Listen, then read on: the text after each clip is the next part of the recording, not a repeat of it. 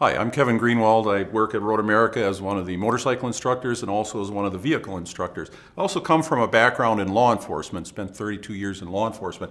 So I've been to a lot of winter accidents, and there's some particular hazards here that I think you need to be aware of. In this scenario with the car going around the curve, most of us, we get up in the morning, we think winter driving, all we're concerned about is visibility and traction. Do I have visibility? Do I have traction? And away we go. But there's a lot of hidden hazards in winter driving. For example, you've got trees here, and depending on where the sun is, that could create shaded areas. Shaded areas are going to be slippery without any prior warning. Very similar to what we also call black ice. Black ice is when the water freezes on the roadway clear. So the roadway still shows through the ice, and we don't perceive it as a problem. Again, something we have to be aware of. All of this comes back to a central theme of slow down.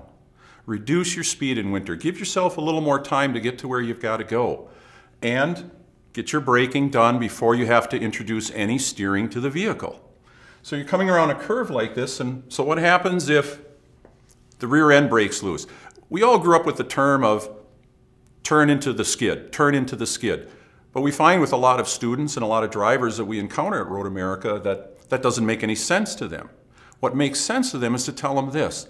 When your rear end breaks loose, when you break traction, when you lose traction, if it breaks loose to the right, steer to the right. If it breaks loose to the left, steer to the left. In other words, pay attention to what the back end of your vehicle is doing, and that's going to tell you what direction you want to steer in.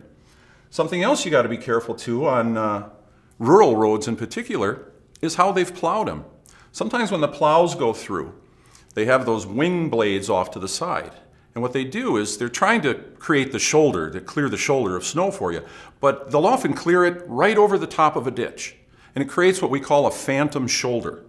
An area where, be careful when you pull off to the side, because you might run out of shoulder, not realize it, and then suddenly end up in the ditch anyways. What we're really talking about here is a whole different sense of awareness when the weather is bad. You got to be proactive about what you're doing. You've got to slow down, you've got to reduce your steering inputs, and you have to be aware of certain hazards that don't exist any other time of the year.